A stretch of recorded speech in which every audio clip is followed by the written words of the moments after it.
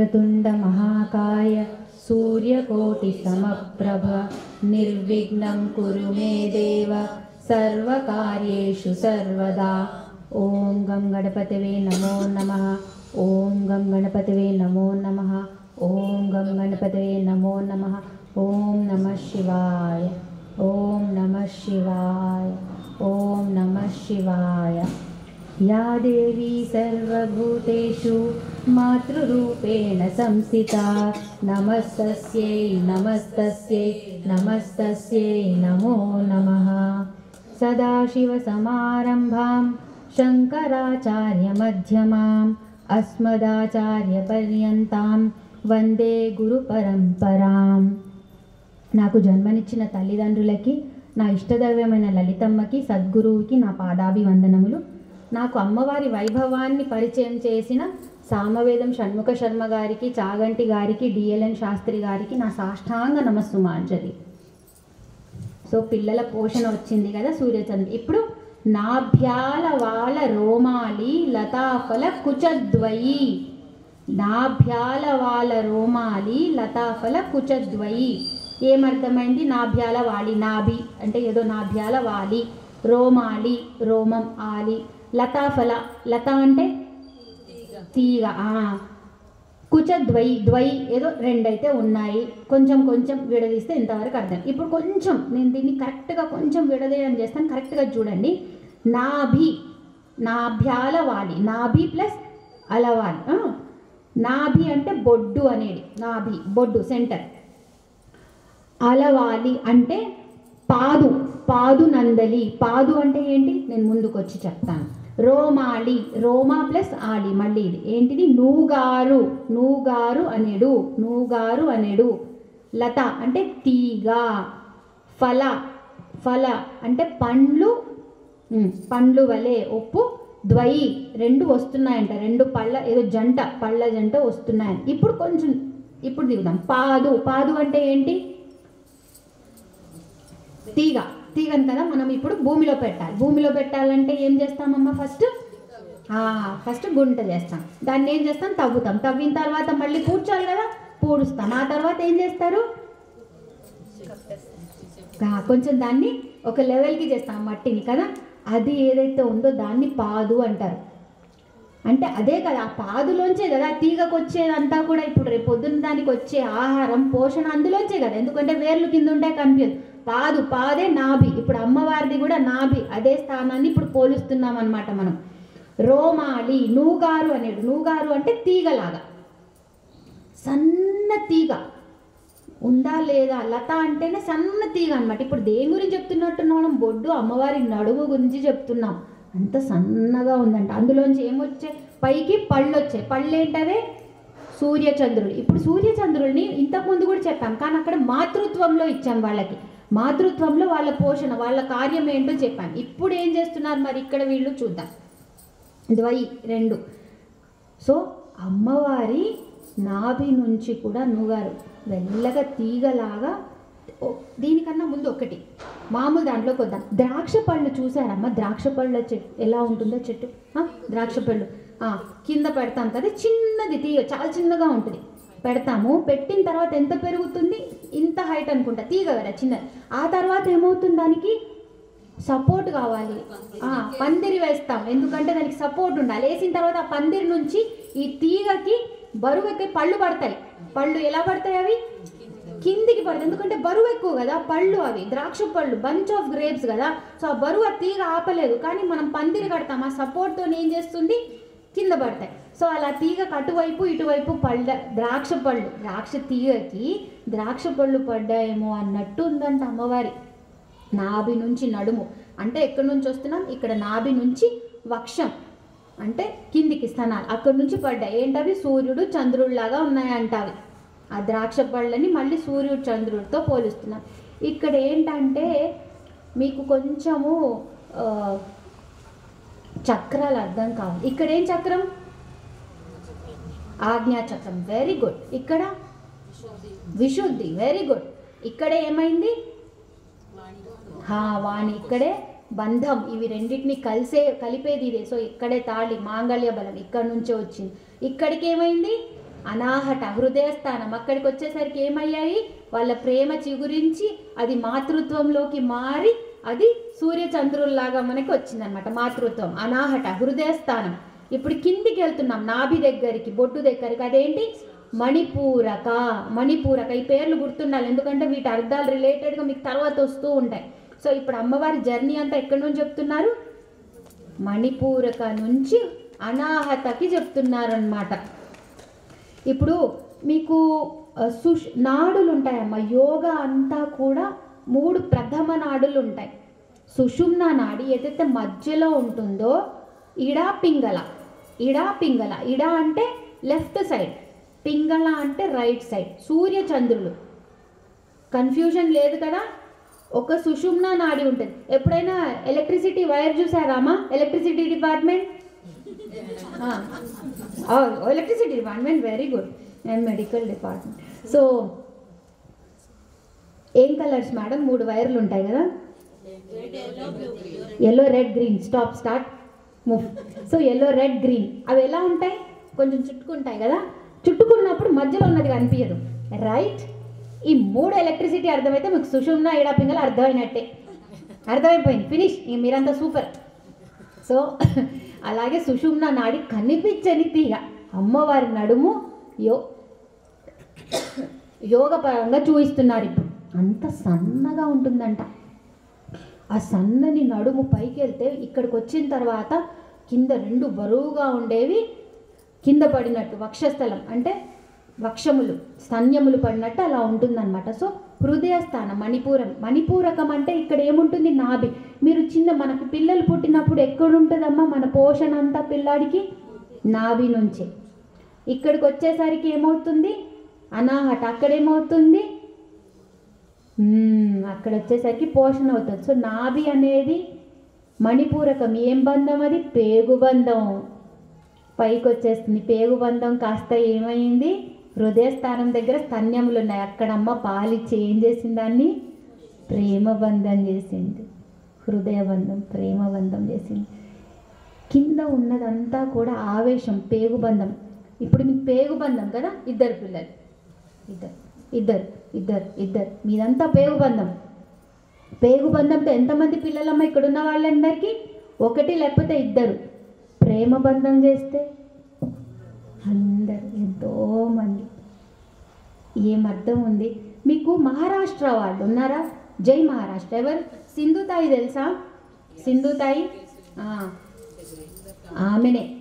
నాకు ఇది చదువుతూ ఉంటే ఆవేశం, ప్రేమ ఎట్లా చెప్పాలి? ఆవేశం, ప్రేమ, ఆవేశం, పేగుబంధం అంటే అది మన పిల్లలు ఉంటుందండి. కానీ ఆమె చేసింది, ఒక్క పేగుబంధాన్ని ఇచ్చి ఎంతో వేల పిల్లల్ని ఆమె తీసుకుంది. ఎంతోమంది అనాథలకి తల్లయింది ఆమె. ఎవరితో పోల్చాలి ఆ మాతృత్వాన్ని? చెట్టునిచ్చింది, గాలి ఇచ్చింది, నీరు ఇచ్చింది, ఏమి ఇవ్వలేదు మనకి. ఇంకా ఏం కావాలి చెప్పాను. భౌతిక సంపద, డివైడ్ అండ్ రూల్. లోపల ఆధ్యాత్మికం ఇచ్చే కొద్దీ పెరుగుతుంది. ఈరోజు 10 మంది పిల్లలు, రేపు 100 మంది పిల్లలు, నీకు రేపు పొద్దున 1000 మంది పిల్లలు. నీకెందుకు అప్పుడు బతకాలనిపించదు? ఇప్పుడు 35వ నామం, లక్ష్య రోమ లతాధారాత సమున్నేయ మధ్యమ. అమ్మ ఇది కూడా 16 అక్షరాలే, కానీ ఒక్కసారి చూడండి, ఒక్కదానికి నేను గీత పెట్టాను మధ్యలో. అన్ని 16 అక్షరాలే ఉంటాయి. 8 కానీ లేకపోతే 2, 4 ఇలా విభజించుకో. ఇది ఒక్కటే మొత్తం లలిత సహస్రనామంలో 9, 7 లాగా విభజించబడ్డాయి. ఇది ఇలాగే చదవాలి. తని అక్కడ తీసుకెళ్ళొద్దు, ఇటువైపే ఉండాలి, ముందు వైపు. ఇప్పటి వరకు వచ్చిన నామాల్లో పెద్ద కష్టం లేదు, అన్నీ గుర్తుంటాయి. కానీ ఇది ఒక్కటి మాత్రం గుర్తు పెట్టుకోండి. ఇటువైపే ఉండాలి. లక్షరోమ లతాధారాత సమున్నేయ మధ్యమా. ఇప్పుడు దీని అర్థంలోకి వెళ్దామా? లక్ష్యం అంటే మార్గమే కదా, కనిపించేది, చూయిచ్చేది, కనబడేది. రోమలత, మళ్ళీ ఇక్కడ రోమలత అన్నాం అంటే మళ్ళీ తీగ. ఆధారత అంటే ఆధారం, దాన్ని అనుసరించింది. సమున్నేయ అంటే ఉద్ధరింపబడుతున్నా. మధ్యమ అన్న చోటల్లా ఇక్కడ నడుము, అమ్మవారి నడుము గురించి మాట్లాడుతున్నాము. ఇప్పుడు అమ్మవారి నడుము అంట ఉందా లేదా అన్నట్టు ఉందంట. నాభి కూడా, బొడ్డు కూడా. ఇప్పుడు ఎలా అంటే తీగ వచ్చిందా, తీగ ఉంది. తీగ ఉంది అంటే ఖచ్చితంగా పాదు ఉండాలా, పాదు ఉంది. కాబట్టి తీగను పట్టుకొని అమ్మ నీ పాదు ఉంది, నీ పాదు ఉంది అన్నాం. పోనీ పాదు ఇప్పుడు కనిపించట్లేదు. పోనీ తీగ లేదా అంటే పాదు ఉంది. పాదు కనిపిస్తుందా అంటే పాదు కనిపించట్లేదు. సో అమ్మవారి నాభి స్థలం, అమ్మవారి నడుము అంత సన్నగా ఉన్నాయి. నడుము ఏమన్నా సుషుమ్న నాడి కనిపించదు. 3 కరెంటు వైర్లు. మీకు సుషుమ్న ఇడా పింగళ గుర్తు రావట్లేదంటే ఏం గుర్తు చేసుకోవాలి? కరెంట్. 2 చుట్టుకుంటే 2 కనిపిస్తాయి. 3వది లోపలికి వెళ్ళిపోతూ ఉంటుంది, చుడుతూనే ఉంటుంది అన్నమాట. ఇప్పుడు ఇక్కడ కూడా ఇప్పుడు నాభి గురించి, అమ్మవారి నాభి గురించి అంటే స్పేస్. ఎందుకు నాభి కనిపిస్తుందంటే చిదగ్ని కుండ సంభూత, గుర్తుందా? చిదగ్ని కనిపించదు, అది చిదాకాశం, అదంతా space, universe. Big bang theory చదివారా? ఇదంతా బిగ్ బ్యాంగ్ థియరీయే. బిగ్ బ్యాంగ్ థియరీయే మనం ముందే చెప్పాము ఎప్పుడో. ఇప్పుడు అందరూ వాళ్ళు మళ్ళీ చెప్తున్నారు, కానీ బాగా చెప్తున్నారు యానిమేటెడ్గా. ఈసారి చూడండి, మనకు కూడా అర్థమవుతుంది. అప్పుడు ఋషులకి అర్థమైంది, ఇప్పుడు మనకు కూడా అర్థమవుతుంది. Nothing but big bang theory. Next time మాట్లాడుకుందా బిగ్ బ్యాంగ్ థియరీ. అందరూ యూట్యూబ్లో ఏం కొడతారు? బిగ్ బ్యాంగ్ థియరీ కొట్టండి. అమ్మవారి సృష్టి అంతా బాగా తెలుస్తుంది. మెల్లమెల్లగా అది తెలుసుకోవాలి, ఎందుకంటే తర్వాత నామాల్లో అదే ఉంటుంది. అందరు కూడా చదువుకొని రండి. సో నడుము అలా ఉందన్నమాట. నడుము అంటే ఏంటి? మధ్య భాగం బ్యాలెన్స్ చేసేది కదా, బ్యాలెన్స్ చేసేది. తులం తులం తులం తులం కామన్ బ్యాలెన్స్. తులం అది కూడా ఏం చేస్తుంది? బ్యాలెన్స్ చేస్తుంది కదా. సో నడుముని రాసుల్లో తులారాశితో పోలుస్తారంట, బ్యాలెన్స్డ్గా ఉంటారు అని. ఇంకొకటి దానికి అధిపతి ఎవరు? శుక్రుడు. సో శుభం ఇస్తుంది. అంటే ఎవరి నడుము అయితే సన్నగా ఉంటుందో వాళ్ళకి మంచి దశలో ఉన్నవాళ్ళు అని. ఎందుకంటే సన్నని నడుము అనేది మంచి సాముద్రిక ముద్ర. సాముద్రిక ముద్ర అంటే ఏంటి? కొన్నిటికి ఉంటాయి. ఇప్పుడు నేను వీళ్ళని చేసి వీళ్ళకి ఇది ఉంది, వీళ్ళకి ఇది లేదు అని జ్యోతిశాస్త్రం ఇవన్నీ కూడా మనం లోపలేముందో బయట ఒక దాన్ని పట్టుకొని ఆదానం చేసి చెప్పేది. అలాగే సాముద్రిక ముద్ర అంటే ఇప్పుడు అమ్మవారికి ఎంతమంది పిల్లలు, అమ్మవారికి ఎంతమంది పిల్లలు మనం అంటా కదా. మీరు ఖనిజ జాతి సంతతి నుంచి తీసుకుంటే మన వరకు పిల్లలు. మరి ఆమె అంతమందిని కనాలంటే ఆమెకు మంచి సాముద్రిక లక్షణమైన ఉండాలా ఉండొద్దు అన్నాడు. అంతమందిని మోయాలంటే కదా. మనం 2 అయిపోయాక ఢమాలైపోయాం. అమ్మ అంతమందిని అంటే సన్నని నడుము ఎవరికైతే ఉంటుందో వాళ్ళు చాలామంది పిల్లల్ని ధారణ చేయగలరు. ఇంకొకటి దేన్ని బ్యాలెన్స్ చేస్తుంది? తులారాశి అంటే తులారాశి బ్యాలెన్స్ అన్నాం. ఈ టైంలోనే తులారాశి ఇప్పుడు వచ్చే దాంట్లో ఏమవుతుందంటే పగలు రాత్రి కూడా సమానం అయిపోతాయంట. ఎన్నిట్లో సమానమో చూడండి. పగలు రాత్రి కూడా సమానం అయిపోతాయి. ఒకటి. రెండవది మణిపూరక చక్రం ఇక్కడ మధ్యలో ఉంటుంది. కింద బాడీని పైన బాడీకి సపరేట్ చేస్తుంది. కిందదంతా అధలోకం, అతోలోకం, పైనదంతా మంచి లోకం, దైవలోకం. ఎందుకు చేసా? మణిపూరక కింద ఉన్నవి ఏం చక్రాలు? మూలాధారం అంటే ఇప్పుడు మీరు కూర్చునే బేస్ సపోర్ట్ ఇచ్చే దగ్గర ఉంటుంది మూలాధారం. దానిపైన కొంచెం స్వాదిష్టానం. మూలాధారం దగ్గర యాక్టివేట్ అని ఆ చక్రం యాక్టివ్గా ఉన్నవాడు ఏం చేస్తాడు తెలుసా? ఎప్పుడు తింటూనే ఉంటాడు తెలుసా? యాక్టివ్, అది యాక్టివ్. అనాహత యాక్టివ్ ఉన్నవాడు ఏం చేస్తాడు? ప్రేమిస్తాడు. మూలాధారం యాక్టివ్ ఉన్నవాడు ఏం చేస్తాడు? తింటాడు. తింటూనే ఉంటాడు అనమాట. ఇదే పని. అందుకే మన దాంట్లో ఏం చెప్పారు? కూర్చున్నప్పుడు అందరినీ చెక్కిలు ముక్కిలు వేసుకో. ఎందుకు? మూలాధారాన్ని క్లోజ్ చేయడానికి. అయిపోయిందా? ఇప్పుడు 36వ నామం. ఈ నామం ఏంటి? స్తనభార దళన్మధ్య పట్టబంధ వళిత్రయ. స్తనభార దళన్మధ్య పట్టబంధ వళిత్రయ. స్తనభార, స్తనం చెప్పుకుంటూనే ఉన్నాం. భార ఏదో బరువు ఉంది. దళ, దళ అంటే విరుగుతుందేమో అన్నట్టుందంట. మధ్య, మధ్య అంటే ఇక్కడ ఏమన్నాను? మధ్య అన్నప్పుడల్లా అది నడుము భాగం. పట్టబంధ వళిత్రయ. పట్టబంధ, పట్ట అంటే కడతాం కదా, పట్టి కట్టేలాంటిది. బంధము అంటే కూడా చుట్టేది, ఏదైనా మనం చుట్టుతుందో. వళిత్రయ అంటే 3 ముడతల్లాగా. సో అమ్మవారి సన్నని నడుము అంట ఆ 2 స్తనముల వల్ల బరువు వల్ల ఎక్కడ విరిగిపోతుందో అని ఒక 3 ముడతలు చుట్టారంట. ఇక్కడ 3 ముడతల్లాగా ఎక్కడ ఇదైపోతుందో అని చుట్టినట్టు 3 ముడతలు ఉన్నాయంట అమ్మవారికి. ఇది కూడా సాముద్రిక లక్షణం. 3 ముడతలు ఉంటే మంచిది. సేమ్ గర్భాధారణ అంటే పిల్లల్ని కనేటప్పుడు మీకు ఇబ్బంది అవ్వదు అని చెప్తారనమాట. 3 గీతలు 3 ఉండాలి ఎప్పుడు గీతలు. 3 ఇక్కడ 3 ఇక్కడ 3 అది మంచి 3 మీ నాభి మండలం దగ్గర మంచి సాముద్రిక లక్షణాలు అన్నమాట. అవి ఏవి మీకున్నాయో చూసుకోండి ఒకసారి. పరాశక్తి మళ్ళీ అలా సాముద్ర లక్షణాలతో పుట్టింది ఎవరు తెలుసా మానవ జన్మలో? చెప్పండి. రాముడు, శ్రీరాముడు. ఆ తర్వాత కృష్ణుడు. అమ్మవారిగా సీతమ్మ. సీతమ్మ ఎవరు? భూమిజ. భూమి నుంచి పుట్టింది. భూమికి కూడా మడత ఉంటుంది. ఏది 3 మడతలు ఏది భూమికి చెప్తారా? ఒక మడత ఉంటుంది భూమధ్యలో. ఏంటది? పిల్లలు equator. Yes you're right, 100% Kaun Banega Crorepati గెలిచేశారు కొన్ని. ఆ తర్వాత tropic of cancer and tropic of capricorn. Science వచ్చిందా? వచ్చిందా? అమ్మాయ్యా. సోషలా? Sorry, social geography. సో వచ్చిందా? భూమికి భూమాతకి ఉన్నాయా 3 మడతలు? సీతమ్మ ఎక్కడి నుండి వచ్చింది?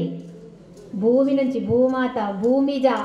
అమ్మవారికి కూడా 3 మడతలు ఉంటాయి. అక్కడున్న పరాశక్తికి, మళ్ళీ ఇక్కడున్న భూమాతకి, ఆ భూమాత ఒళ్ళోంచే వచ్చిన సీతమ్మకి. అంటే మానవుల్లో కూడా ఉన్నాయి. అక్కడ చూపించాం, ఇక్కడ చూపించాం. ఆ సీతమ్మని పట్టుకున్నా చాలు, అమ్మని పట్టుకున్నట్టే. ఇప్పుడు 37వ నామం. అరుణారుణ కౌసుంభ వస్త్రభాస్కర్ కటీతటి. మీరు ఎక్కడికైనా వెళ్ళండి, అమ్మని ఎక్కడ మర్చిపోతారు అని ఎరుపు రంగు వేస్తూనే ఉంటారు. ఎరుపు రంగు అమ్మ రూపవైభవం. అంతే కదా. ఇప్పుడు ఎలా ఉంటుంది తెలుసా? పిల్లలు చదువుతున్నారు కానీ మధ్య మధ్యలో 2 పిల్లలు ఉంటే మాట్లాడుకుంటారు. ఏదో ఓయ్ ఏం చేస్తున్నా? చదువుతున్నామమ్మ. ఒక గంట చదువు అంటే మధ్య మధ్యలో ఉన్నావా లేవా, ఇక్కడ ఉన్నావా లేవా. సో వస్తూ ఉంటుంది. మళ్ళీ మధ్యలో అమ్మ రూప వైభవం వస్తుంది. మళ్ళీ నేనెవరు, నేను సృష్టికి మూలం, ఎర్ర రంగు వస్తూ ఉంటుంది. సో అమ్మవారు మధ్య మధ్యలో దుడిపించినట్టు మళ్ళీ నామాలు వస్తూనే ఉంటాయన్నమాట. సో ఇప్పుడు మళ్ళీ ఏమొచ్చింది? అరుణారుణ కౌసుంభ వస్త్ర భాస్కర్ కటీతటి. అరుణారుణ అంటే అరుణ రంగు, ఎరుపు రంగు, సూర్యుడితో. ఉదయపు సూర్యుడు. సూర్యుడికి వాహనం ఎవరు?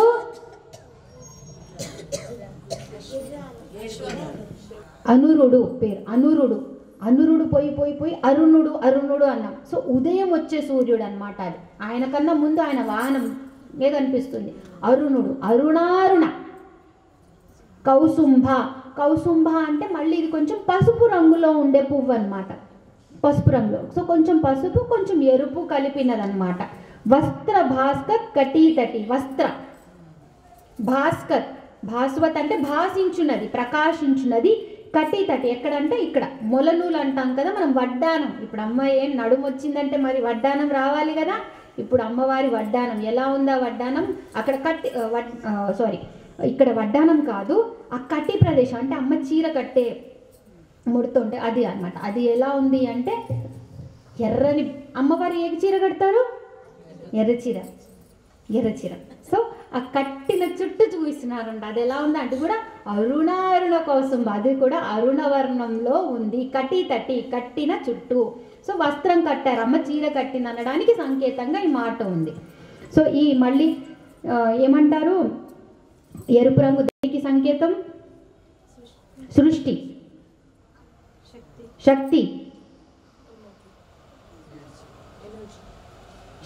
ఎనర్జీ, జ్ఞానం, ప్రేమ, అనురాగం, చైతన్యం, రక్తం. వీటన్నిటికీ అమ్మ ఎరుపు రంగుతోనే మనకి సూచించబడుతుంది. రత్న కింకిణి కారమ్య రసానాదామ భూషిత. రత్న కింకిణి కారమ్య రసానాదామ భూషిత. రత్నములు ఎక్కడెక్కడ రత్నములు వస్తాయో అక్కడక్కడ అవి మంత్ర సంకేతాలు. అందులో బీజాక్షరాలు నిక్షిప్తమై ఉంటాయి. కింకిణి మువ్వలు సౌండ్ వచ్చేవి. కింకిణి. రమ్యం అంటే అందమైన. నాదామ అంటే ఇక్కడ వడ్డానం గురించి చెప్తున్నాం అన్నమాట. అమ్మవారి వడ్డానంకి చిన్న చిన్న రత్న కింకిణి మువ్వలు ఉన్నాయంట. అమ్మవారి వడ్డానానికి. వడ్డానం ఎందుకు కడతాం? చీర కొంగు. అప్పుడు ఆ కాలంలో, ఇప్పుడు పిన్నీసులు వచ్చాయి, ఆ కాలంలో చీర కొంగులు జారిపోకుండా మగవాళ్ళకి కూడా మొలత్రాడు అందుకే ఉండేది అనమాట. పంచ జారిపోకుండా, భూమికి కూడా భూమధ్య ఉంటుంది, ఏంటది? ఈక్వేటర్. సో ఇవన్నీ కూడా దానికి సంకేతం, మధ్య భాగాన్ని చూయించేవన్నమాట. దీంతోపాటు అమ్మ మధ్య భాగం, ఆ వడ్డానం ఏం చూపిస్తుంది? శోభ. ఇంకొకటి ఏం చూపిస్తుంది? అందం కూడా. వడ్డానం పెడితే బాగుంటారు కదా, అందరు ఫంక్షన్లకి ఈ మధ్య వడ్డానాలు పెడుతున్నారు. నడుము ఎంతైనా ఉండదు కానీ వడ్డానం మాత్రం ఖచ్చితంగా పెడుతున్నారు. డబ్బులు ఎవరు ఇస్తున్నారు? మీవేనా? వడ్డానం వెనక డబ్బులు వస్తున్నాయి, అది నాకు అర్థమైంది. సో ఇప్పుడు అందరూ అడగండి, వడ్డానం కావాలని. అమ్మవారు కూడా పెట్టుకుంది వడ్డానం, శోభ, అందం, మంచిది. మీరు కూడా అడగండి. వడ్డానం కింకిణి. అమ్మవారు కూర్చొని ఉంది కానీ మువ్వలు పెట్టుకొని ఉంది. మువ్వలు అంటే ఏంటి? కదులుతాయి కదా.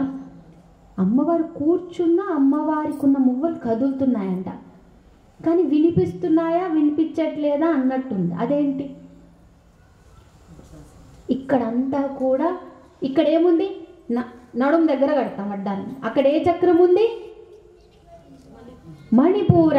మీ చక్రాల్లో క్లాస్ అయిపోయేలాగా చక్రాలు టకటకా చెప్పేసేయాలి పిల్లలు, కింద నుంచి పైకి, పై నుంచి కిందికి. ఓకే, అడ్డంగా ఏం లేవు, ఇలాగే ఉంది. మళ్ళీ ఇలా యోగదండం, మన స్పైన్.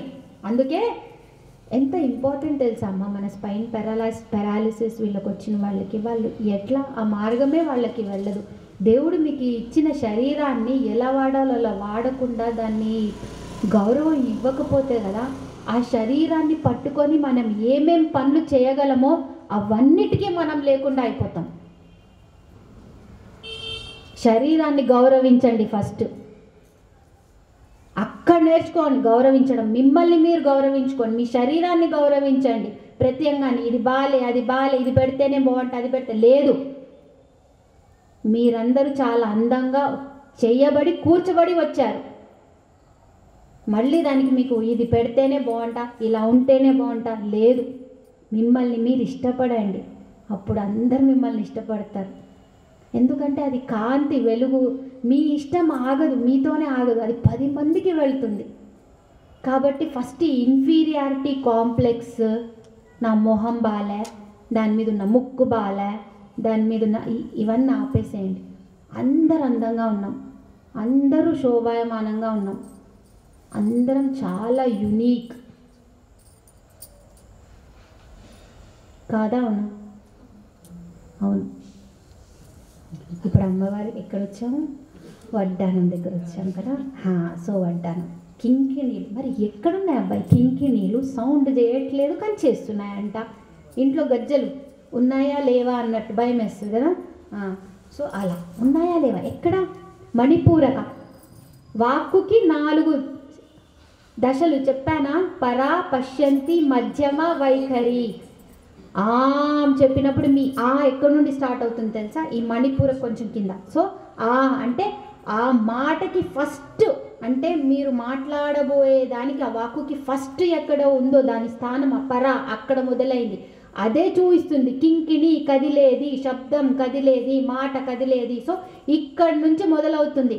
దాన్ని సంకేతించడానికి ఇక్కడ కింకిణీలు పెట్టబడ్డాయి ఆ వడ్డానానికి. దానికి సూచికగా పరా, పశ్యంతి, మధ్యమ, వైఖరికి ఆ పరా స్టేజ్ ఇక్కడ ఉంది అనడానికి కూడా ఒక సూచికగా ఇవి చెప్పబడినాయి అన్నమాట. కామేశ్వర, అమ్మవారి ఇక్కడ నామాలు చెప్పినప్పుడల్లా కామేశ్వరుడు అని వస్తాయి. ఎందుకంటే నేను సృష్టించాలి అని కామం, కోరిక పుట్టింది. దానికి సాయం చేసింది ఎవరు? అమ్మవారు. కాబట్టి ఇక్కడ అంతా అమ్మనామాలు కామేశ్వర, కామేశ్వరి అనే వస్తాయి. తర్వాత కూడా అలాగే అమ్మవారి ఈ నామాలతోనే ఉంటాయి తర్వాత నామాలు కూడా. ఈ రోజుకి మనం కామరాజకూటం మొత్తం చెప్పుకున్నాం అన్నమాట. ఓం శ్రీ మాత్రే నమః.